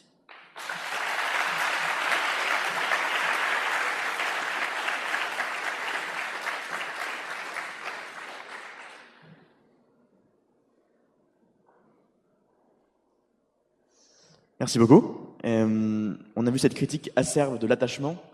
Est-ce que pour autant un bateau que l'on laisse au port sans attache n'est pas condamné au naufrage? Pardon, vous pouvez répéter? Un bateau que l'on laisse au port sans attache, est-ce qu'il n'est pas condamné au naufrage? Bien sûr, mais la raison d'être du bateau, c'est avant tout la traversée. Je pense que nous avons besoin, à la fois, de temps en temps, savoir en effet un port retrouvé, les proches qui nous attendent dans ce port, savoir aussi les embrasser, Mais le marin, comme Conrad dans Jeunesse, a toujours la tentation d'embarquer. Ce qui compte pour tous les héros de Conrad, c'est le voyage, c'est la cargaison qu'on emmène, c'est l'aventure. La première nouvelle de Conrad, c'est Jeunesse. Le narrateur part, c'est la première fois, dans un bateau. Le bateau brûle au bout de 2 jours. Il y a de quoi renoncer. Et pourtant, il épouse une vie de marin. Comme si dans le fait de quitter le port, d'embrasser l'aventure qui s'ouvrait, il trouvait quelque chose, une réalité à laquelle il se découvrait très attaché. Une question personnelle, si vous me permettez.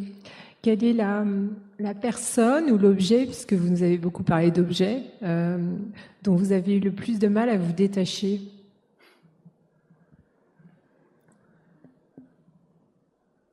Je pense, pour répondre de façon assez large, que c'est une maison. J'ai passé beaucoup d'années, depuis de mes 3 ans jusqu'à mes 18 ans, dans la même maison. Et puis il a fallu, comme un bon héros balsacien, prendre la route vers Paris. Et ça a été un peu dur au début de quitter la maison, les murs familiers auxquels vous êtes attachés, qui vous rattachent, qui peut-être, par la protection qu'ils offrent, et c'est bien, on a besoin de cette protection, mais qui éclipse les parts de la réalité qui au début vous effraient. Alors oui, c'est la maison, l'odeur de la maison, savoir exactement où tout se trouve, ça m'a manqué. Peut-on être heureux en étant déraciné ? Simone Veil, qui a écrit L'enracinement, fait de cette même notion un des premiers devoirs des humains. Le devoir fondamental, c'est donner à chacun la possibilité d'être enraciné. Certains ont préféré écrire les déracinés. Alors, de même que le marin a besoin du port, parce qu'à errer en permanence sur la mer, on perd la tête, de même, je pense qu'on a besoin de racines. Seulement voilà, le bonheur, je pense, dépend de chacun. C'est notre singularité, notre idiosyncrasie qui fait la façon dont on se trouve heureux. Et certains préfèrent, comme un oiseau dans l'orage, virevolter, sans racines, sans attache. C'est la façon dont ils se sentent le plus joyeux, le plus vivant. Alors, libre à eux.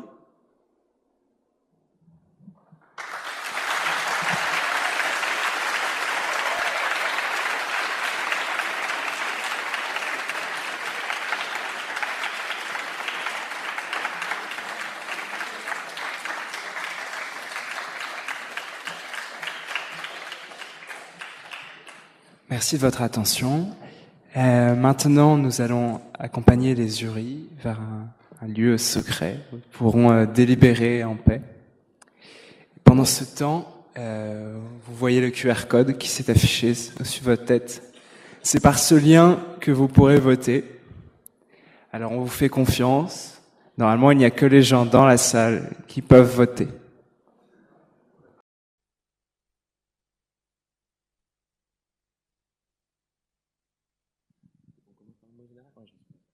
On commence donc par un mot général. On vous remercie évidemment tous pour la qualité de vos prestations, pour la réflexion que vous avez voulu mener sur les sujets qui n'étaient pas nécessairement simples, qui vous ont été proposés. Je trouve que c'est un exercice qui est toujours très compliqué de parler d'une citation, parler de ce que quelqu'un d'autre a dit. Et surtout, je l'ai appris là, de n'avoir aucun prisme imposé, d'avoir à commenter une citation et de ne pas devoir la défendre ou la pourfendre. C'est un exercice qui est compliqué parce qu'on vous demande de ne pas vous retrancher derrière éventuellement ce qu'on vous a imposé de dire. Et c'est toujours utile en éloquence de pouvoir se retrancher derrière une position qui nous est imposée. Donc bravo pour les réflexions que vous avez menées. Le courage aussi, je ne sais pas si pour certains c'était la première fois que vous essayez à cet exercice. Mais effectivement, c'était plaisant dans vos styles, tous très différents, de vous entendre. Non, déjà, évidemment, des remerciements. On est très heureux, je crois, d'être là tous. On était aussi surpris de voir qu'à Centrale, il y a une forme de dépression générale parce que sujet 1, le bonheur est une illusion, en gros. Hein. 2, la réalité est une illusion. 3, la vie est une épine. 4, la réalité est désespérante. Et 5, l'attachement rend malheureux. On sent vraiment qu'il y a une joie de vivre qui se dégage ici.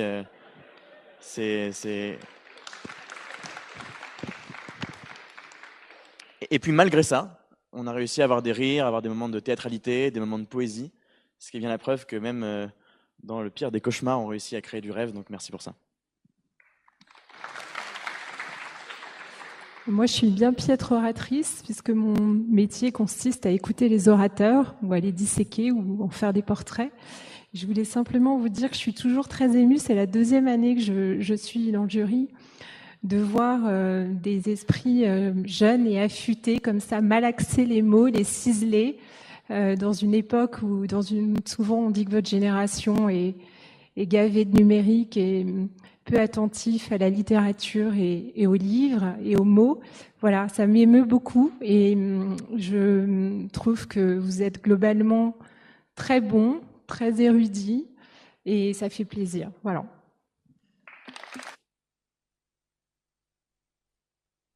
Maintenant, on va pouvoir dire des choses très méchantes. On fera des retours dans l'ordre aussi de passage rapidement. Si je dis pas de bêtises, c'était Lucas le premier, il me semble. Le bonheur est devenu l'illusion collective sur laquelle vit notre époque. Il y a beaucoup de poésie chez toi, Lucas. Je sais pas exactement où tu es. Si tu arrives à lever la main. Salut Lucas. Salut. Donc non, beaucoup de poésie chez toi. Ce rapport aux étoiles et aux rêves qui est assez onirique et qui est très beau.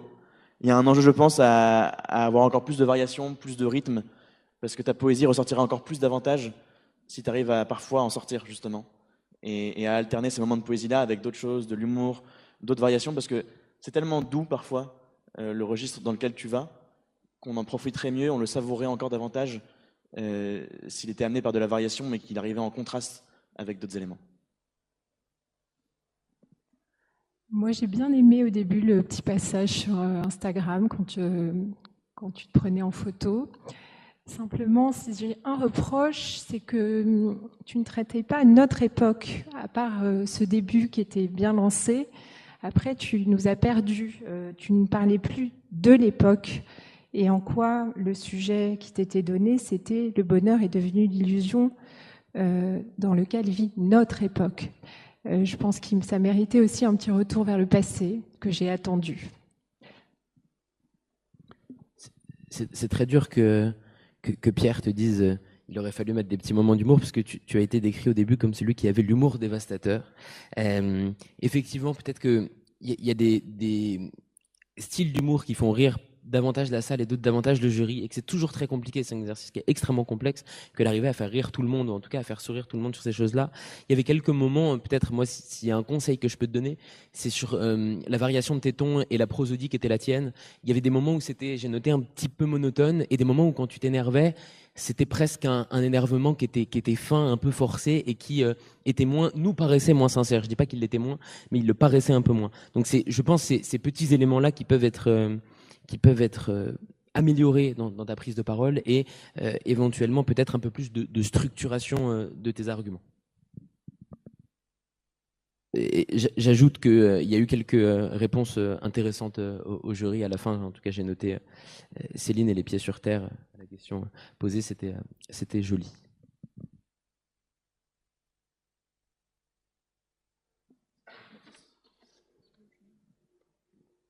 Mathis, grandiose, il nous a amené loin, il nous a parlé de l'école, de la prépa, de l'apéro, du bonheur de l'apéro que vous ressentez tous quand vous sortez de prépa, vous avez réussi vos concours.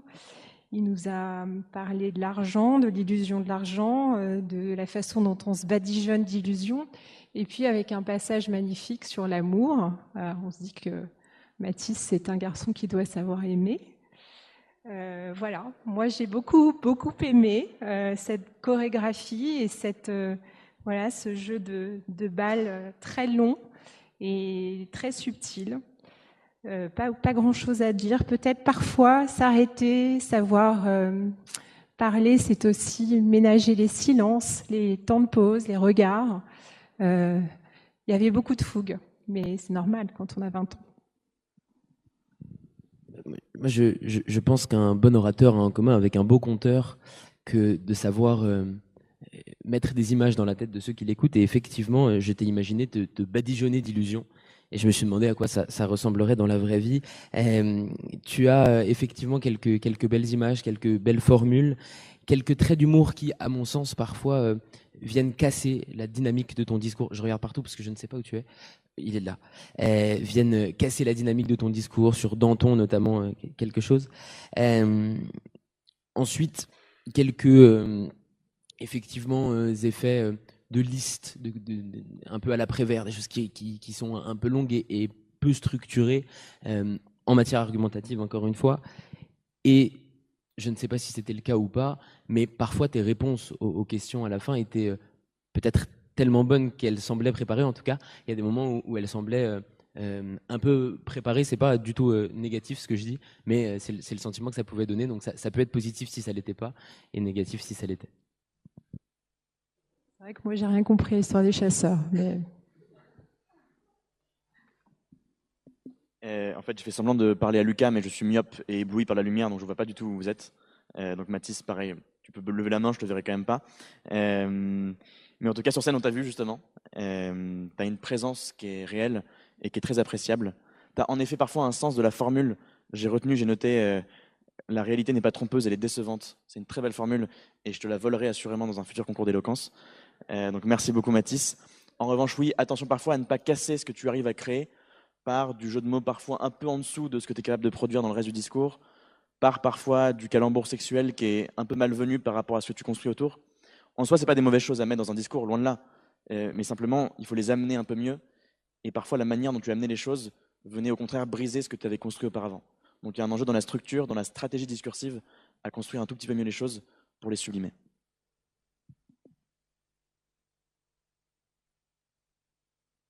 Et ensuite, c'est Émine, je vais pouvoir enchaîner. Il y a un enjeu, Émine, important, je pense, c'est la prise de parole, c'est aussi le deuil de l'exhaustivité. Et il y avait beaucoup de choses dans ton discours, ce qui est une bonne nouvelle, mais c'est très compliqué en 8 à 10 minutes de passer de la laideur à Chopin, à Bolsonaro, à Dreyfus, au génocide. Il y a beaucoup de choses, et quand tu mets beaucoup d'images dans la tête des gens, on n'en retient pas une, et on n'en retient même aucune, finalement. Et donc il y a un enjeu à choisir les sujets que tu veux mettre en évidence. Surtout quand tu le fais très bien. Tu as un développement entier sur la beauté, et plutôt au contraire la laideur, qui est très beau, qui est une image intéressante. Donc tu peux le faire, mais à choisir un peu mieux, d'autant plus que, et tu l'as même fait dans ton discours, c'est quasiment à la fin du discours que tu dis « Ah, il y a quand même une citation à laquelle il faut que je réponde ». Donc attention à ça aussi, c'est comment tu choisis un peu mieux tes arguments, comment tu séquences et comment tu sélectionnes pour que les très belles choses que tu arrives à dire viennent vraiment répondre à la question. Et parfois, on a l'impression que c'est ce style un peu où tu racontes plein de choses, mais on ne sait pas tout à fait où tu vas. Donc voilà, faire le deuil aussi de l'exhaustivité. Moi aussi, j'ai noté sur ma feuille « Émine, où nous emmènes-tu » Et c'est vrai que parfois, j'ai été perdue et en même temps, j'ai vu en toi le cœur qui bouillonnait, les idées bien arrêtées, une belle philosophie de vie aussi qui affleure dans ses propos. Mais effectivement, l'éloquence, c'est savoir tricher, pas tout mettre. Et là, on sentait que tu avais envie de nous dire tellement de choses que parfois, tu nous as perdus. Ouais, je ne peux que souscrire à ce qui a été dit là-dessus et je ne vais pas répéter, effectivement, peut-être pour d'autres discours, puisque celui-là était peut-être à la marge et que c'est pas ton style d'habitude d'être aussi bouillonnant et de tout vouloir mettre, je ne sais pas. Pour d'autres discours, ce qu'il faut essayer d'enlever, c'est le métadiscours, éventuellement, en tout cas de le gommer davantage, tout ce qui est en dehors de ton propos, tout ce que tu viens raconter qui ne sert pas à ton argumentation, qu'il faut gommer pour être plus pertinent dans ce que tu nous proposes.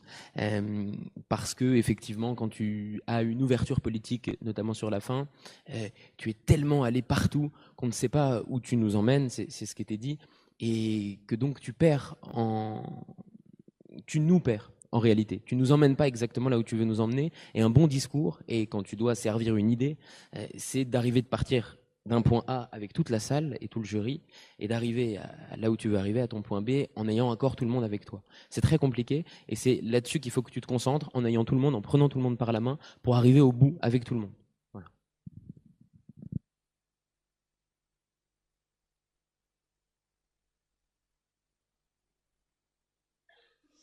Donc sur Nicolas. Nicolas qui est un très bon acteur de théâtre, j'ai l'impression, qui nous joue David Pujadas, qui nous joue le directeur de musée, qui nous joue plein de personnages, et qui le fait plutôt bien, je trouve. Donc je sais pas si tu fais du théâtre, mais tu pourrais en faire. Attention quand même parfois justement à l'artifice.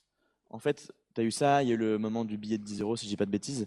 Quand tu as besoin de recourir à l'artifice, c'est que tu estimes que tu n'es pas capable de capter l'attention autrement. Alors qu'en fait, tu es capable. Et donc, c'est pour le coup une question très subjective, ce rapport-là aux objets, par exemple, si on utilise un objet dans un discours ou autre. Mais en tout cas, tout ce qui relève de l'artifice, c'est bien si ça vient servir le discours et que c'est un fil rouge, une rengaine, quelque chose qui vraiment revient. Et là, parfois, on a l'impression que c'est un peu un subterfuge pour venir capter l'attention ou pour surprendre, mais que ça ne sert pas toujours vraiment le discours. Et en fait, la bonne nouvelle, c'est que tu n'as pas besoin de ça et que tu arrives à capter l'attention par de la variation, par différents registres que tu maîtrises plutôt bien.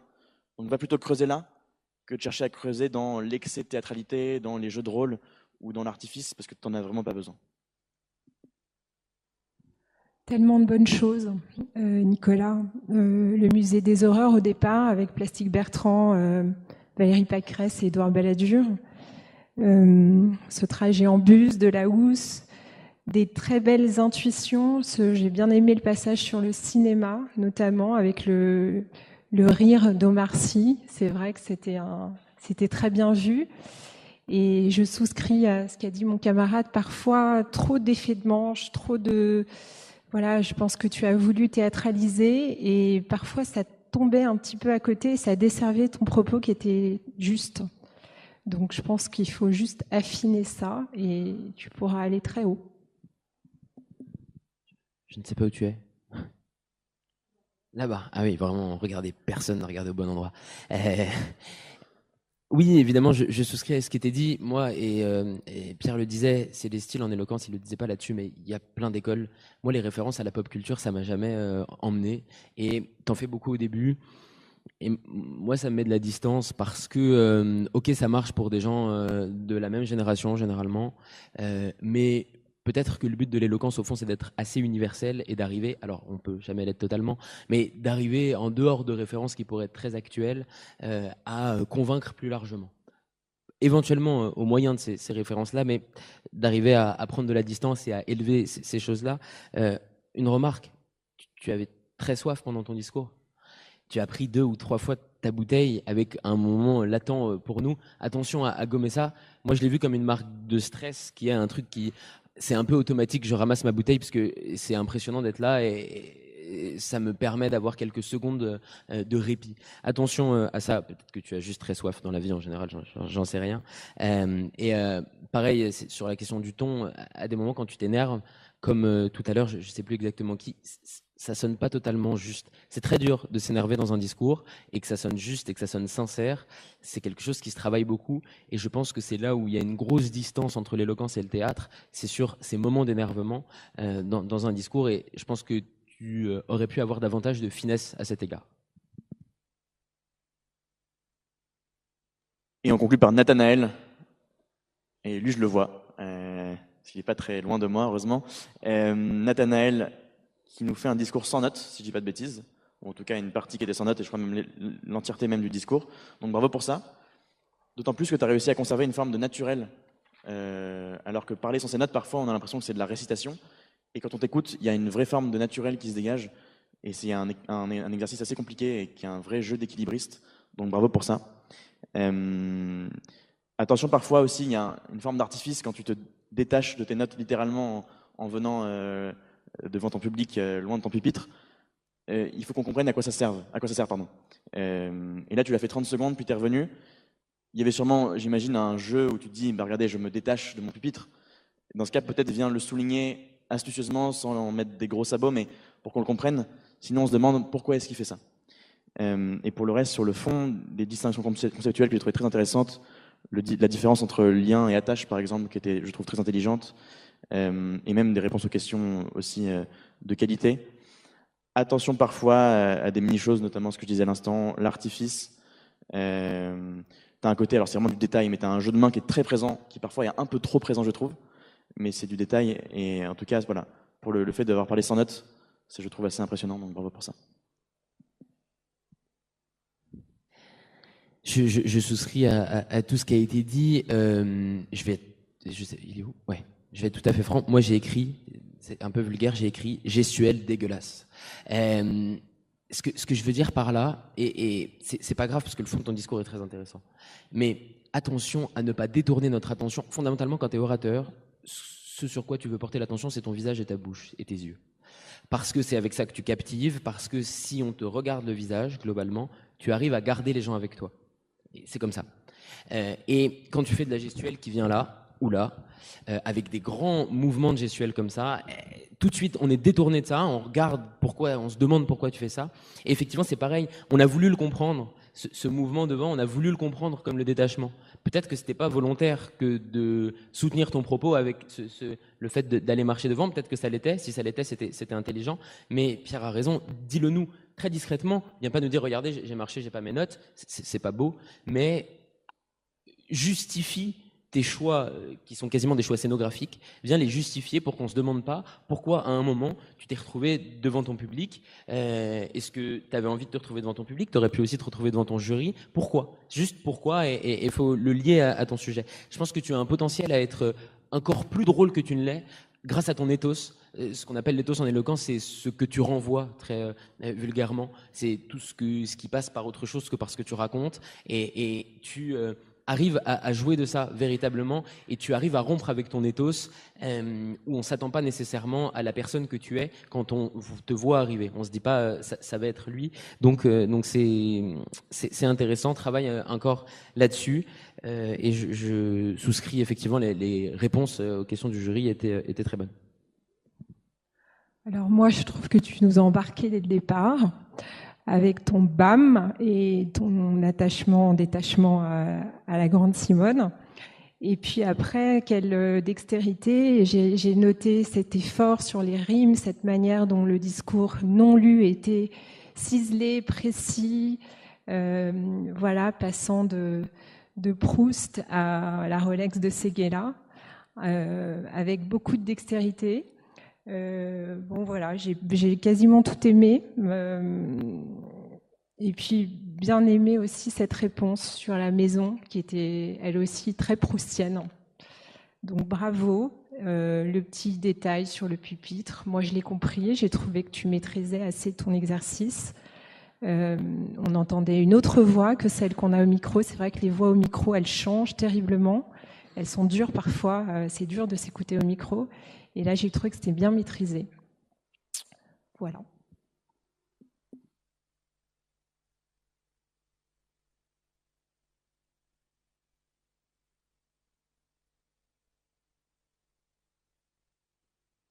C'est un moment où on ne sait pas quoi faire. Et à quel moment on annonce? Est-ce que c'est annonce l'association qui annonce les prix du public?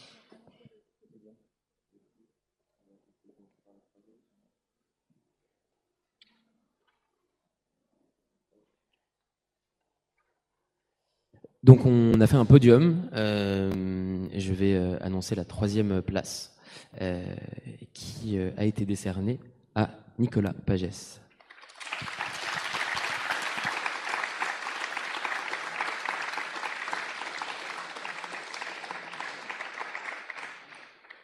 Bravo Nicolas, et j'annonce à mon tour la 2e place, en l'occurrence la 2e place plutôt, et qui est attribuée à Mathis de Centrale.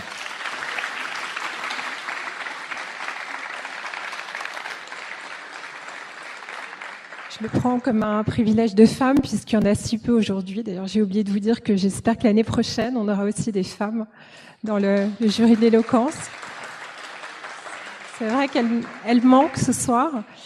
Et voilà, puisque les femmes gagnent toujours, que Nathanaël nous a conquis, mais j'étais pas la seule. On a tous été très emballés par ce discours. Donc, première place pour Nathanaël.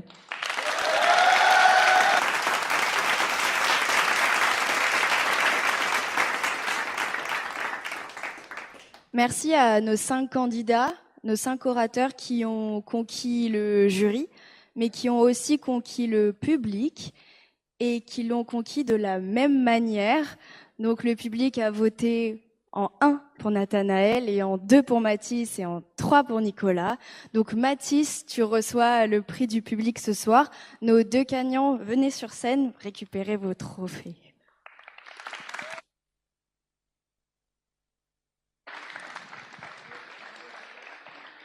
Et comme toute bonne soirée se finit par un cocktail, ceux qui l'ont shotgun, rendez-vous dans la bibliothèque juste à côté pour le cocktail du fin de ce concours.